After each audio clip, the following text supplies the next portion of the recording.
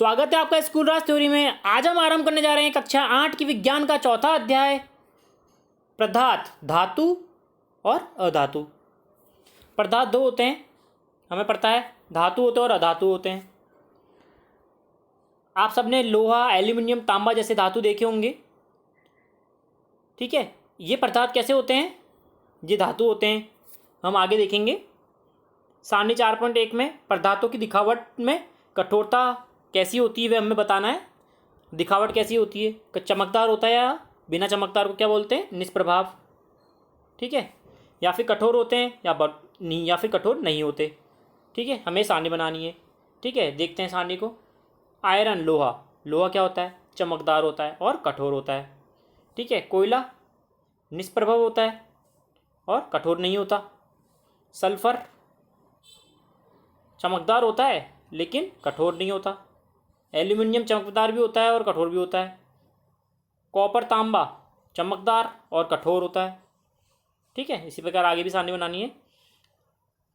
क्या आप इन पदार्थों के नाम बता सकते हैं जो धातु हैं? इनमें से आप बताइए धातु कौन कौन से हैं। आयरन धातु है, ठीक है, एल्यूमिनियम धातु है और कॉपर धातु है। ठीक है, आगे देखते हैं क्या बोल रहा है। धातुओं का अधातुओं से अंतर उनके भौतिक व रासायनिक गुणों के आधार पर किया जा सकता है।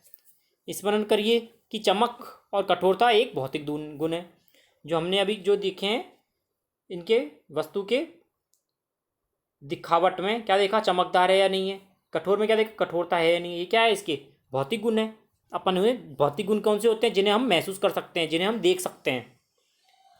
ठीक है, और जो रासायनिक गुण होते हैं वह रासायनिक क्रियाओं के बाद पता लगते हैं, जो दिखते नहीं हैं। ठीक है, धातु और अधातुओं के भौतिक गुण देखते हैं पहले। क्या आपने लोहार को लोहे के टुकड़े अथवा लोहे से निर्मित वस्तु जैसे फावड़ा, बेलचा, कुल्हाड़ी आदि को पीटते हुए देखा है? हम सब ने देखा है, हमसे पीटा भी होगा। पीटने पर कि इनके आकार में परिवर्तन होता है। जी हाँ, वह हम जितना ठोकेंगे लोहे को पतला होता जाएगा। ठीक है, क्या आप लकड़ी को इस प्रकार ठोक के पीटने पर परिवर्तन ला सकते हैं? जी नहीं, लकड़ी पीटते हैं, लकड़ी को पीटेंगे तो क्या होगी, बिखर जाएगी, टूट जाएगी। लेकिन लोहा नहीं टूटता, लोहा चपटा होता जाएगा। ये देखते हैं हम क्रियाकलाप 4.1 में क्या होता है। एक लोहे की कील लिए या एक कोयले का टुकड़ा लो, एक मोटे एल्यूमिनियम का टुकड़ा लो और एक पेंसिल ले लीजिए। लोहे की कील पर हथौड़े से मारिए। ठीक है, ध्यान रखें स्वयं को चोट ना पहुंचाएं। जोर से पीटने का प्रयास करेंगे तो एल्यूमिनियम के तार पर जोर से चोट करिए। इस प्रकार में कोयले के टुकड़े और पेंसिल को भी साथ ले लीजिए और 4.2 में रिकॉर्ड कीजिए। लोहे की कील क्या होगा, चपटा हो जाएगा। कोयले का टुकड़ा टुकड़े हो जाएंगे। ठीक है, एल्यूमिनियम का तार चपटा हो जाएगा और पेंसिल लीड भी टूट जाएगी। आपने देखा कि लोहे की कील एल्यूमिनियम के तार को पीटने पर आकार परिवर्तित हो गया, चपटे हो जाते हैं वो। यदि उन्हें अधिक सख्ती से पीटा जाए तो क्या होगा, उनकी सीड में परिवर्तित हो सकती है। आप संभवतः मिठाइयों की सीजन में मिठाइयों को सजाने के लिए उपयोग में की जाने वाली चांदी की वर्क को परिचित होंगे। वह कितनी पतली होती है। वह एल्यूमिनियम पन्नी या पन्निका द्वारा खाद्य सामग्री को लपेटने का प्रयोग में अवश्य परिचित होंगे। जो हम एल्यूमिनियम सीट खाना टिफिन में लेके आते हैं, एल्यूमिनियम सीट, वह भी कितनी पतली सीट होती है, वह भी एल्यूमिनियम की बनी होती है। ठीक है, धातुओं का गुण जिसके कारण उसे पीट कर सीट में परिवर्तित किया जा सकता है, इसको क्या कहते हैं, आघात वर्धीनता। इंपॉर्टेंट है, ध्यान रखिएगा। आघात वर्धीनता क्या गुण है, ये एक भौतिक गुण है। ठीक है, ये भौतिक गुण है जिससे क्या होता है, धातुओं को पीट कर उसे सीट में परिवर्तित किया जा सकता है, मतलब चपटा बनाया जा सकता है। ठीक है, आगे देखते हैं। ये धातुओं का अभिलाक्षणिक गुण है।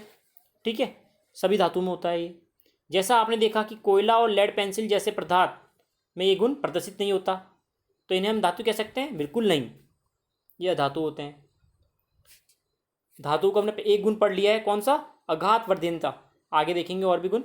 क्या आप बिना प्लास्टिक या लकड़ी के हत्थे वाले गर्म धातु के पात्रों को स्वयं को बिना आघात पहुंचाए पकड़ सकते हैं? जी नहीं। क्यों? कुछ अन्य अनुभव की सूची बनाने का प्रयास करिए कि एक लकड़ी या प्लास्टिक के हत्थे को आपको घायल होने से बचा सकता है, जबकि गर्म वस्तु को पकड़ते हैं तो। ठीक है, इन अणुओं के आधार पर आप लकड़ी और प्लास्टिक द्वारा ऊष्मा के चालन के विषय में क्या कह सकते हैं?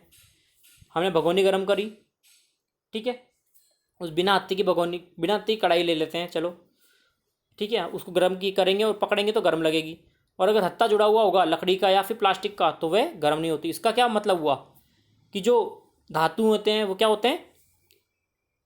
ऊष्मा के चालक होते हैं। और जो प्लास्टिक और लकड़ी है जो अधातु हैं वह कुचालक होते हैं, उनमें ऊष्मा पास नहीं होती है,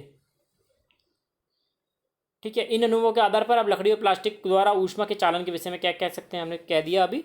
आपने एक विद्युत कर्मी को पेचकस द्वारा काम करते देखा होगा, उसका हत्था किस प्रकार का होता है? हम सबने देखा होगा लाइटर जो होते हैं, पेचकस होते हैं, उनमें प्लास्टिक का होल लगा होता है साइड ऊपर, ठीक है, ताकि वे जले नहीं या फिर उनमें करंट ना आए। याद करिए, किसी भी धातु, किसी भी वस्तु से विद्युत का प्रभाव होता है या नहीं? इस परीक्षण में विद्युत परिपथ कैसे बनता है? हम तार जोड़ते हैं, तार के अंदर क्या होता है? तांबा होता है। लकड़ी से जोड़ के देखिएगा, क्या बिजली आएगी? नहीं आएगी, क्योंकि लकड़ी क्या है? कुचालक है, विद्युत की कुचालक है। और धातु क्या होते हैं? वे सुचालक होते हैं। इसलिए हम घरों में जो वायर लगाते हैं वे कॉपर के वायर लगाते हैं, तांबे के, ठीक है, वे सुचालक होते हैं। ये विभिन्न वस्तुओं के साथ एक क्रियाकलाप होगा कि देखते हैं क्रियाकलाप क्या कहता है। लोहे की छड़ क्या होगी? सुचालक या कुचालक? ये होगी सुचालक। गंधक कुचालक, कोयला कुचालक, तांबे का तार सुचालक। मतलब कि सुचालक कौन से? दोनों, पहला और चौथा। आपने पाया कि लोहे की छड़, कील और तांबे का तार सुचालक है, जबकि गंधक, कोयला कुचालक है, ठीक है। आप एल्यूमिनियम के तार और तांबे के तारों का उपयोग कहाँ देखते हैं? कोयले के तार देखिए आपने, कोयले के तार नहीं होते क्योंकि ये कुचालक होते हैं। धातुओं का ये गुण जिन्हें खींचकर तारों में परिवर्तित किया जा सकता है उसे क्या कहते हैं? तन्यता कहते हैं। हमने अभी क्या पढ़ा था? पहले अभी दूसरा तन्यता देखा, पहले क्या पढ़ा था? आघातवर्धनता। इसे धातु को पीटकर शीट में परिवर्तित किया जाता है। अब क्या पढ़ा? धातुओं को खींचकर तारों में परिवर्तित किया जा सकता है, उसे क्या कहते हैं? तन्यता कहते हैं। हमने दो अभी गुण पढ़े हैं, भौतिक गुण। क्या आपने लोहे की सीट, धातु को सिक्का या एक कोयले का टुकड़ा फर्श पर गिराकर उसे उत्पन्न ध्वनि के आधार पर क्या महसूस करते हैं हम? क्या आप उत्पन्न ध्वनि से अंतर पा सकते हैं? क्या आपने मंदिरों में लकड़ी की घंटियाँ देखी हैं? इसका कारण बता सकते हैं? धातुओं से बनी वस्तुएं जो होती हैं जब कठोर सतह पर टकराती हैं तो उनमें ध्वनि उत्पन्न होती है। निनाद ध्वनि, निनाद ध्वनि मतलब रिंगिंग साउंड, मतलब गूंजती रहती है। जो माना आपके पास दो सामान रखने वाला डब्बा है, ठीक है, एक लकड़ी से निर्मित है, दूसरा धातु से। क्या आप दोनों डब्बों को चोट करके बता सकते हैं किसमें कौन सा धातु से बना हुआ है? जी हाँ, हम उसे मारेंगे, दोनों में से किसी को भी मारेंगे तो जिसमें कौन सी निनाद ध्वनि आएगी वह क्या होगा? वह धातु से निर्मित होगा, क्योंकि धातु गायन ध्वनि से उत्पन्न करते हैं तो वे धान्विक कहलाते हैं। कितने पढ़े हमने? 3 गुण हो गए। आघातवर्धनता एक जिसमें हम खींचकर तन्यता तार बना सकते हैं, दूसरा। तीसरा क्या पढ़ा हमने? धावनिक, मतलब कि चोट करने पर आवाज उत्पन्न होती है। उक्त क्रियाकलाप के पश्चात आप ये कह सकते हैं कि कठोर, चमकीले, आघातवर्धन और तन्य और धान्विक और ऊष्मा और विद्युत के सुचालक होते हैं। कौन कौन से पदार्थ बताइए?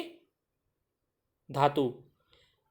पदार्थ जिनमें सामान्यतः ये गुण होते हैं वे क्या कहलाते हैं? धातु कहलाते हैं। धातुओं के उदाहरण है iron, copper, aluminium, calcium, magnesium इत्यादि।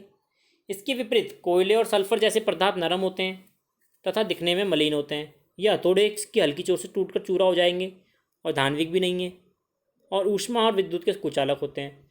ये पदार्थ अधातु कहलाते हैं।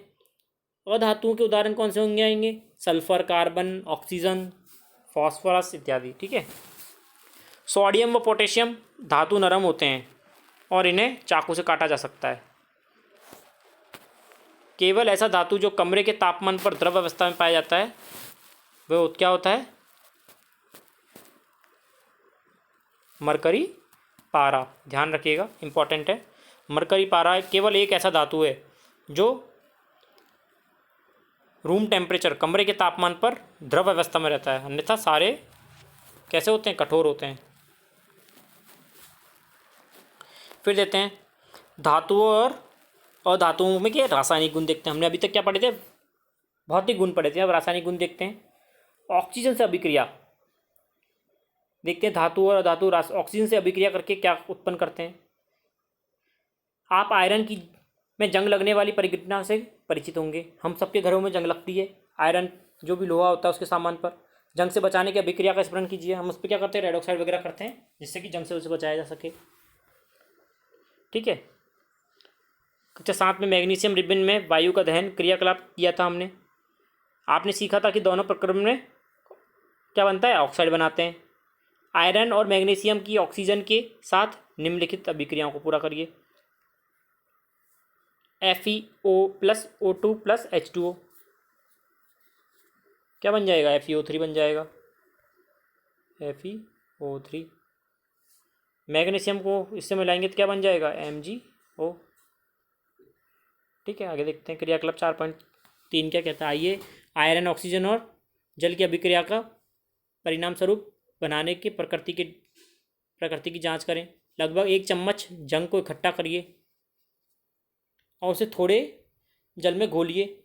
आप पाएंगे कि जल में विलयन के रूप में रहता है, मतलब नीचे रहता है, निलंबन के रूप में रहता है। निलंबन क्या होता है, जो नीचे जमा हो जाता है उसे कहते हैं निलंबन। लटकन को अच्छी तरह हिलाइए। विलयन का परीक्षण क्रमशः लाल और नीले लिटमस पत्रों में करिए। विलयन अम्लीय है, क्षारीय है, लाल लिटमस पत्रों से करते हैं। ठीक है। क्या कॉपर में जंग लगती है? जी हाँ, मैंने कॉपर के बर्तनों की सतह पर हरा पर्दा जमा देखा है। वह क्या होता है, कॉपर ऑक्साइड हो जाता है, कोई प्लस बन जाता है। ठीक है। जब कॉपर के बर्तन को लंबे समय तक नम वायु में खुला रखा जाता है तो उस पर हल्की हरी परत जम जाती है। हमने सबने घर में देखा होगा, जो भी कॉपर के बर्तन होते हैं, तांबे के बर्तन होते हैं, उन पर क्या हो जाती है, एक हरी परत जम जाती है। यह हरा पदार्थ क्या होता है, ये कॉपर हाइड्रोक्साइड होता है, CuOH2। और कॉपर कार्बोनेट का मिश्रण होता है। ठीक है।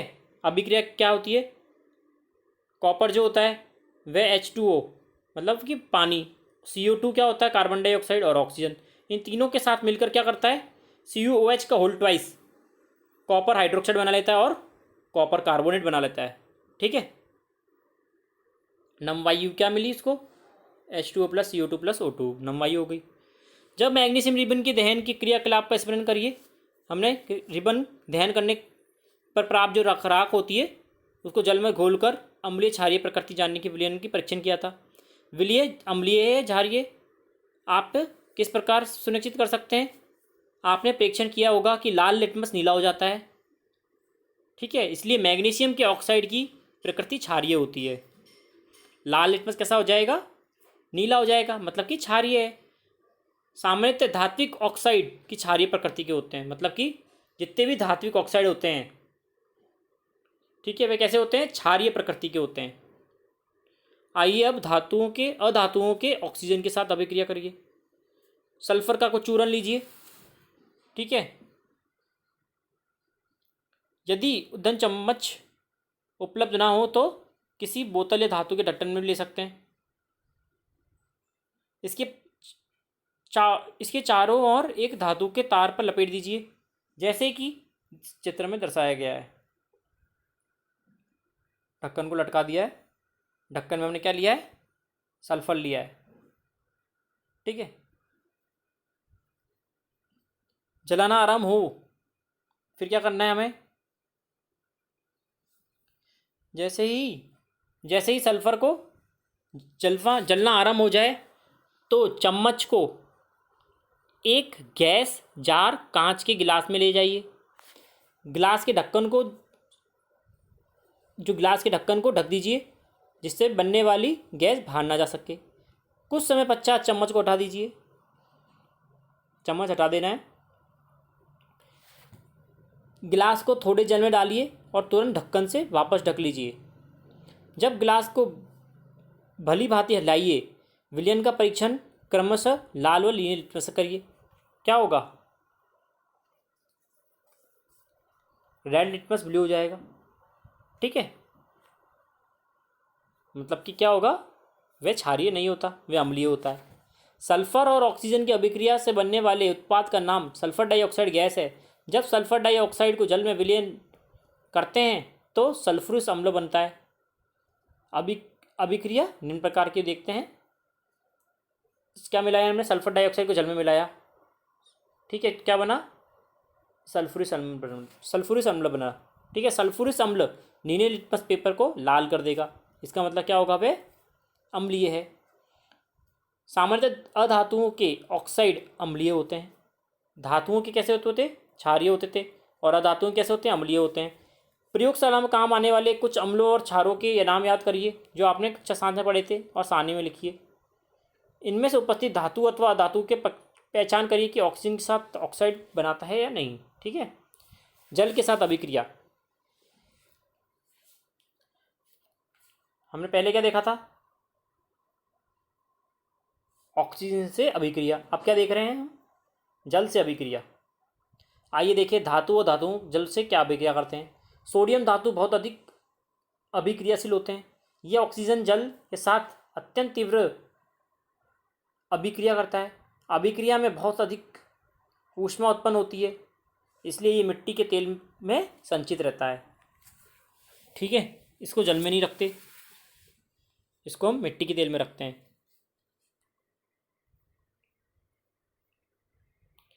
क्रियाकलाप 4.5 शिक्षक द्वारा कक्षा में प्रदर्शित किया जाए कि प्रदर्शन से स्पष्ट समय विशिष्ट सावधानी रखें। ठीक है, सोडियम धातु के टुकड़े का आकार का लगभग गेहूं के आकार के दाने के बराबर हो। इसे चिमटी से द्वारा पकड़ना चाहिए। 250 ml पानी लेना है, कांच के गिलास में, बीकर में, आधा जल से भरिए। अब सावधानीपूर्वक एक छोटा सोडियम धातु का टुकड़ा काटिए और फिल्टर पात्र का उपयोग कर इससे सुखा लीजिए। फिर रुई के छोटे टुकड़े में लपेट लीजिए और रुई में लिपटे सोडियम के टुकड़े को बीकर में डालिए। सावधानी परीक्षण कीजिए। परीक्षण लेते समय बीकर से दूर रहें। जब अभिक्रिया बंद हो जाए तो बीकर को छूइए। क्या अनुभव करते हैं? गर्म हो जाएगा। क्या बीकर गर्म है? जी हाँ, गर्म हो जाता है। विलयन का लाल व नीले लिटमस पेपर से परीक्षण कीजिए। विलयन अम्लीय है, क्षारीय। आपने देखा कि सोडियम जल से के साथ तीव्र अभिक्रिया करता है और कुछ अन्य धातु ऐसा नहीं करते हैं। उदाहरण के तौर पर आयरन जल से धीमी अभिक्रिया करता है। सामान्यतः अधातु जल से अभिक्रिया नहीं करते, यद्यपि वायु से बहुत सक्रिय हो सकते हैं। इसी प्रकार के अधातुओं को जल में रखा जाता है। उदाहरण के तौर पर फास्फोरस एक बहुत सक्रिय धातु है। वायु में खुला रखने पर यह आंख पकड़ लेता है। फास्फोरस को वायुमंडलीय ऑक्सीजन का संपर्क ना हो, इसलिए इसे जल में रखा जाता है। सोडियम को कहाँ रखते हैं? केरोसिन रखते हैं, क्योंकि वे जल से अभिक्रिया करते हैं। अम्लों से अभिक्रिया। आइए देखें धातु और अधातु अम्लों के साथ किस प्रकार व्यवहार करते हैं। क्रियाकलाप 4.6 सावधानी रखनी है। परख नली को मुंह और चेहरे के पास नहीं रखनी है। परख नली को पकड़ने के लिए परख नली होल्डर का प्रयोग करें। सारणी 4.5 में सूचीबद्ध धातु और अधातुओं के नमूने पृथक परख नलियों में लीजिए। उन्हें A, B, C, D, E और F चिन्हित कीजिए। ड्रॉपर की सहायता से प्रत्येक परख नली में एक एक करके 5 ml तनु हाइड्रोक्लोरिक अम्ल डालिए। अभिक्रिया का सावधानीपूर्वक परीक्षण करिए। यदि ठंडे विलयन में कोई अभिक्रिया नहीं होती है तो परख नली को हल्का गर्म करिए। प्रत्येक परख नली के मुंह के पास एक जलती हुई माचिस की तीली लाइए। यही क्रियाकलाप तनु हाइड्रोक्लोरिक अम्ल के स्थान पर तनिक सल्फ्यूरिक अम्ल लेकर दोहराइए और सारणी को भरिए। क्या धातु और धातु अम्लों से विभिन्न प्रकार की अभिक्रिया करते हैं? परख नलियों के मुंह के पास जलती माचिस लेके गए तो कुछ पॉप ध्वनि उत्पन्न हुई। आपने पाया होगा कि अधातु सामान्यतः अम्लों की अभिक्रिया नहीं करते हैं, परंतु धातु अम्लों से अभिक्रिया कर हाइड्रोजन गैस उत्पन्न करते हैं। बहुत इंपॉर्टेंट है ये। धातु अम्लों से अभिक्रिया कर क्या उत्पन्न करते हैं? गैस उत्पन्न करते हैं, जो कि पॉप ध्वनि के साथ में जलती है। जब हमने धातुओं के अंदर ड्रॉपर से 4-5 बूंद 5 ml हाइड्रोक्लोरिक अम्ल डाला तो उसके बाद क्या हुआ, उसमें हाइड्रोजन गैस उत्पन्न हुई, और हाइड्रोजन गैस के पास में हमने जलती हुई माचिस को लेके गए तो पॉप साउंड निकलती है। ठीक है, उससे देखा कि कॉपर तनु हाइड्रोक्लोरिक से गर्म करने पर अभिक्रिया करता है। कॉपर कैसे अभिक्रिया करेगा तनु हाइड्रोक्लोरिक से? गर्म करने पर। परंतु सल्फ्यूरिक अम्ल से कर लेगा। ठीक है, इस पे देखते हैं, जैसे मैग्नीशियम है, सामान्य ताप पर किया है गर्म करने पर। ठीक है, एल्यूमिनियम किस पे करेगा? सामान्य ताप पे या फिर गर्म करने पर। कॉपर जो अपन छिला हुआ तार ले रहे हैं वो सामान्य ताप पर करेंगे यार, नॉर्मल। ठीक है, हाइड्रोक्लोरिक अम्ल से गर्म करने पर भी अभिक्रिया कौन नहीं करता? कॉपर नहीं करता है, लेकिन सल्फ्यूरिक अम्ल कर लेगा।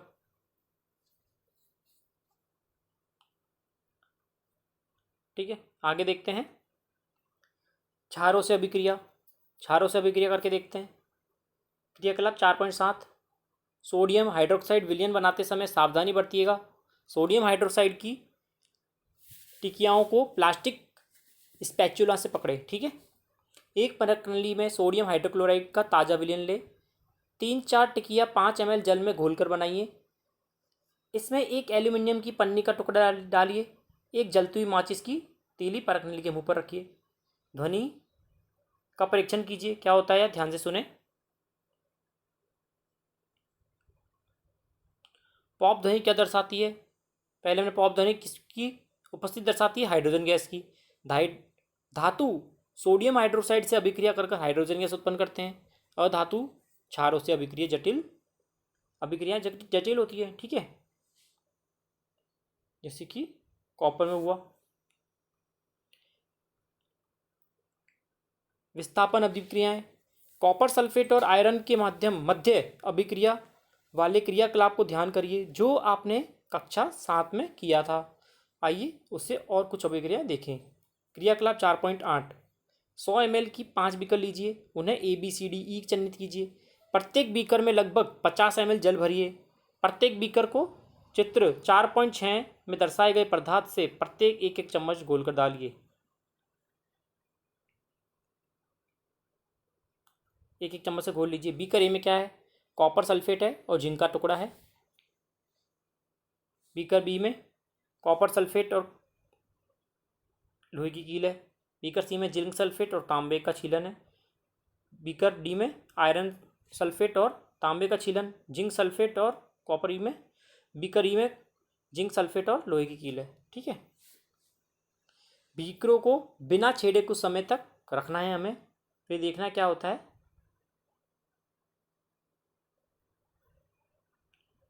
ठीक है, अपने परीक्षणों को नोटबुक में नोट करिए। आप विभिन्न बीकरों में क्या परिवर्तन देखते हैं? आपने पढ़ा होगा कि एक धातु दूसरे धातु के यौगिक को जलीय विलयन में स्थापित हो जाता है।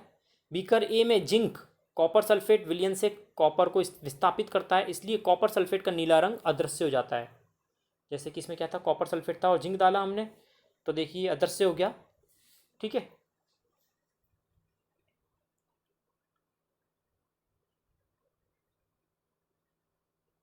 आगे देखते हैं। और बीकर के पैंदे पर कॉपर सल्फेट का लाल चूर्ण जमा हो जाता है। अभिक्रिया के निम्न प्रकार से प्रदर्शित की गई है। जैसे कि कॉपर सल्फेट लिया, नीला होता है, जो जिंक डाला आपने तो जिंक सल्फेट बन गया और कॉपर अलग हो गया। क्या हुआ? विस्थापित हो गई। इसी प्रकार बीकर बी में होने वाली अभिक्रिया को लिख सकते हैं। बीकर सी में जिंक का कॉपर द्वारा और बीकर ई में आयरन द्वारा विस्थापित हो सकता था। इसी प्रकार बीकर डी में आयरन का विस्थापन कॉपर द्वारा हो गया। क्योंकि हम बीकर सी में कोई परिवर्तन नहीं देखते हैं, हम इससे निश्चित करते हैं कि कॉपर जिंक सल्फेट से जिंक का प्रति विस्थापित करने में सक्षम होता है, सक्षम नहीं है। परंतु क्यों? जब बीकर ए में जिंक कॉपर को विस्थापित कर सकता है तो बीकर सी में कॉपर जिंक को विस्थापित क्यों नहीं कर सकता? याद रखिए, विज्ञान मनमाना नहीं होता, यह तथ्यों पर आधारित निश्चित नियमों का पालन करता है। यह नियम यह है कि जिंक कॉपर और आयरन की अधिक अभिक्रियाशील है। जिंक कॉपर और आयरन से अधिक अभिक्रियाशील है। तो धातु का विस्थापन कर सकता है, परंतु कम अभिक्रियाशील धातु अधिक अभिक्रियाशील धातु को विस्थापन नहीं कर सकते। ये जरूर ध्यान रखने की बात है, बहुत इंपॉर्टेंट है कि जो ज़्यादा अधिक क्रियाशील होगा वह कम क्रियाशील धातु को विस्थापित कर देगा, लेकिन जो परंतु कम क्रियाशील अभिक्रियाशील वाले धातु होते हैं वह अधिक अभिक्रियाशील धातु को विस्थापित नहीं कर सकते। इसलिए बी का डी और ई में विस्थापन की अभिक्रियाएं संपन्न नहीं हुई। क्या आपने जिंक, आयरन और कॉपर के मध्य अधिक अभिक्रियाशील से कम अभिक्रियाशील धातु का अनुमान लगा सकते हैं? जी हाँ, सबसे अधिक कौन है? जिंक, फिर कौन है? लोहा, फिर कॉपर। आगे देखते हैं धातु और धातुओं के उपयोग। आपको अनुमान लगाने में सक्षम होना चाहिए कि धातुओं का उपयोग किस में करते हैं हम? मशीन, मोटर गाड़ी, वायुयान, रेलगाड़ी, उपग्रह, उद्योग, साज सज्जा के सामान, खाने पीने का सामान, खाने पीने के पात्र, जल बॉयलर आदि निर्माण के कार्य में किया जाता है। आप कुछ धातुओं के उपयोग से परिचित होंगे। यहाँ कुछ रोचक उपयोग भी दिए गए हैं। हम विश्वास है कि आप भी सही अनुमान लगा पाएंगे। अधातु हमारे जीवन के लिए आवश्यक है और जिसे सभी सजीव श्वसन के समय अंदर लेते हैं। अधातु जिनका उपयोग उर्वरकों में पौधों की वृद्धि के लिए होता है। अधातु जिनका उपयोग जल शुद्धिकरण प्रक्रम में किया जाता है। अधातु जिसका बैंगनी रंग का विलयन एंटीबायोटिक के रूप में घावों पर लगाया जाता है। पटाखों में युक्त होने वाले अधातु होते हैं। आप अपने अनुभव भी धातु अधातुओं के कुछ उपयोग से जोड़ सकते हैं। अभ्यास देख लेते हैं इसका। पहला प्रश्न है, निम्नलिखित में को पीटकर पतली चादर में परिवर्तित किया जा सकता है। कौन सा? पतली चादर में किसे पीटा जा सकता है? धातु को। इनमें से धातु कौन है? एक ही है। कौन है? जिंक। अगला है, निम्नलिखित में से कौन सा कथन सही है? सभी धातु तन्य होते हैं। सभी अधातुएं तन्य होती है। सामान्यतः धातु तन्य होते हैं या कुछ अधातु तन्य होते हैं। इसका आंसर आ जाएगा ग। सामान्यतः धातुएं तन्य होते हैं। अगला देखते हैं, रिक्त स्थानों को पूर्ति करिए। फास्फोरस बहुत खालिस्तान अधातु है। फास्फोरस सक्रिय अधातु होता है, ठीक है, इसका आ जाएगा सक्रिय। अगला देखते हैं, धातुएं ऊष्मा और खालिस्तान होती है। धातुएं ऊष्मा और क्या आ जाएगा? विद्युत, मतलब कि बिजली से विद्युतीय की सुचालक होती हैं। धातु ऊष्मा की सुचालक भी होती है और विद्युतीय की सुचालक भी होती है, ठीक है। आयरन कॉपर की अपेक्षा अधिक क्रियाशील होते हैं, तो इसका क्या आ जाएगा? अधिक।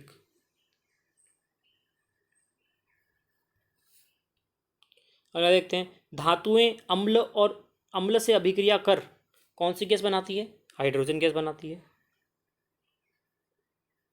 हाइड्रोजन आ जाएगा आंसर, ठीक है। अगला देखते हैं, यदि कथन सही है तो टी और यदि कथन गलत है तो एफ लिखकर बताना है। सामान्यतः अधातु अम्ल से अभिक्रिया करते हैं, क्या आ जाएगा? गलत है, तो एफ आ जाएगा। सोडियम बहुत अभिक्रियाशील धातु है, सही आ जाएगा, टी आ जाएगा। कॉपर जिंक सल्फेट के विलयन से जिंक विस्थापित करता है, गलत। जिंक ज़्यादा अधिक क्रियाशील है तो नहीं करेगा। कोयले को खींचकर तारे प्राप्त की जा सकती है, गलत, तो ये भी एफ आ जाएगा, ठीक है। सही कौन सा है? एक ही है, सोडियम बहुत अधिक अभिक्रियाशील धातु है। आगे देखते हैं सारणी को। दिखावट, धातु में गुण बताने हमें। दिखावट है पहला। दिखावट क्या होगा? धातु की चमकीली और इसकी चमकीली नहीं होती है। कठोरता, अधिक कठोर होती है, ये कठोर नहीं होती है।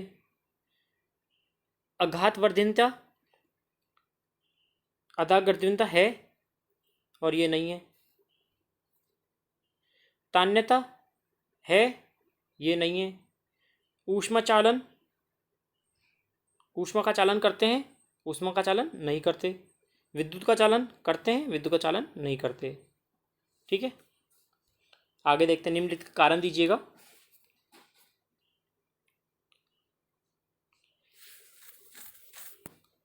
बताइए, एल्यूमिनियम की पन्नी का उपयोग खाद्य सामग्री को लपेटने में किया जाता है। क्यों किया जाता है? क्योंकि एल्यूमिनियम अघात वर्धनता धातु है, इसकी पतली पन्नी बन सकती है। ठीक है। निमिंजन छड़े, जो इमर्सन रॉड होती है, धात्विक पदार्थ से निर्मित होती है, क्योंकि धातु विद्युत के सुचालक होते हैं इसलिए। कॉपर जिंक को उसके लवण में के विलयन से विस्थापित क्यों नहीं कर सकते?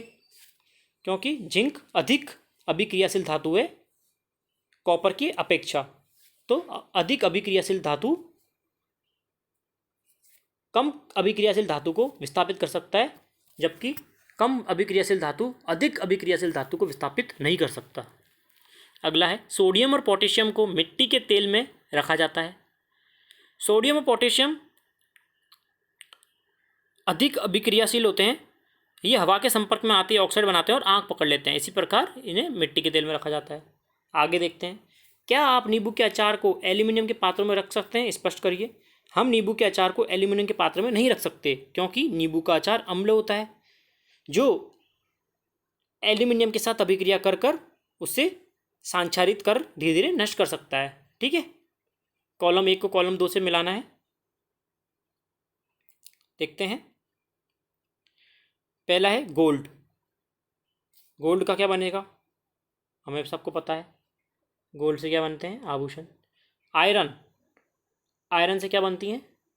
मशीनें बनती हैं। एल्यूमिनियम से क्या बनता है? खाद्य सामग्री का लपेटने के लिए।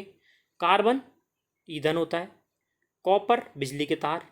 मरकरी से थर्मामीटर। थर्मामीटर के अंदर क्या भरते हैं? मरकरी भरते हैं, हमें पता है। आगे बढ़ते हैं। क्या होता है जब तनु सल्फरिक अम्ल कॉपर प्लेट पर डाला जाएगा? तनु सल्फरिक अम्ल मतलब कि सल्फरिक अम्ल क्या होता है? H2SO4 प्लस हमने क्या किया? Cu। तो क्या होगा? CuSO4 हो जाएगा और क्या निकलेगी? हाइड्रोजन गैस निकलेगी। पता है हमें। ठीक है, मतलब कि विलयन का रंग नीले से हरा हो जाता है। हरा कॉपर सल्फेट और हाइड्रोजन बनाएगा। ठीक है, और लोहे की कील कॉपर सल्फेट में विलयन में रखी जाएगी तो क्या होगा? लोहे की कील। विलयन का रंग नीले से हरा हो जाएगा, क्योंकि लोहा कॉपर से अधिक क्रियाशील होता है, जो कॉपर सल्फेट को बदलकर आयरन सल्फेट कर देगा। तो इसकी अभिक्रिया क्या बन जाएगी? CuSO4 प्लस Fe क्या बन जाएगा? FeSO4 plus Cu। ठीक है, आगे देखते हैं। सलोनी ने लकड़ी के कोयले का एक जलता हुआ टुकड़ा लिया और उससे उत्सर्जित होने वाली गैस को एक परख नली में इकट्ठा किया। वह गैस की प्रकृति कैसे ज्ञात कर सकती है? सलोनी टेस्ट ट्यूब में पानी की कुछ बूंद डालकर देखेगी। लाल और हरा लिटमस पेपर के साथ गैस की प्रकृति का पता लगा सकती है। यदि गैस नीला लिटमस पेपर को लाल कर दे और लाल लिटमस पेपर का कोई बदलाव नहीं दिखाएगा, तो इससे पता लगेगा कि गैस की प्रकृति अम्लीय है। ठीक है, इस प्रक्रम में होने वाली सभी अभिक्रियाओं को शाब्दिक समीकरण में लिखना है। ठीक है, लिख लेंगे। जो चारकोल होता है वो ऑक्सीजन के साथ क्रिया करके क्या बनाता है? कार्बन डाइऑक्साइड बनाएगा। जो चारकोल के जलने पर मतलब कोयले के जलने पर कार्बन डाइऑक्साइड गैस निकलती है, पानी के साथ अभिक्रिया करके कार्बोनिक एसिड बनाती है। ठीक है, तो हमने क्या क्या किया देखते हैं। पहले हमने जो कोयला लिया, चारकोल बोलते हैं इसको, तो कोयला प्लस ऑक्सीजन में रखा, जलाया उसको, तो क्या मिलेगी? Carbon dioxide CO2। फिर हमने क्या किया? जो कार्बन डाइऑक्साइड है उसको परख नली में इकट्ठा किया है और पानी डाला है उसके अंदर। ठीक है, पानी डालेंगे तो क्या बन जाएगा? Carbonic acid. Carbonic acid. एक दिन रीता की माँ ने कुछ आभूषण विक्रेता की दुकान पर गई। उसकी माँ ने सुनार को पॉलिश करने हेतु सोने के पुराने आभूषण दिए। अगले दिन जब आभूषण लेने गई तो उसने पाया कि उसका भार कुछ कम हो गया है। क्या आप भार में कमी का कारण बता सकते हैं? जी हाँ, सोने की पॉलिश के लिए सुनार एक्योरिजा नामक पदार्थ का उपयोग करता है। ठीक है, कौन से पदार्थ का उपयोग करता है? एक्योरिजा नामक पदार्थ का उपयोग करता है, जो सोने के अंदर वाली परत को बाहर निकालता है। इसके कारण सोने का भार कम हो जाता है। ठीक है, आशा करता हूँ आपको समझ में आया होगा। अगर आपने पिछले चैप्टर नहीं देखे तो वो उसकी लिंक भी डिस्क्रिप्शन मिल जाएगी, अन्यथा आप प्लेलिस्ट से भी देख सकते हैं। इसी प्रकार हम पढ़ते रहें इसलिए आप चैनल को भी सब्सक्राइब जरूर करें। धन्यवाद।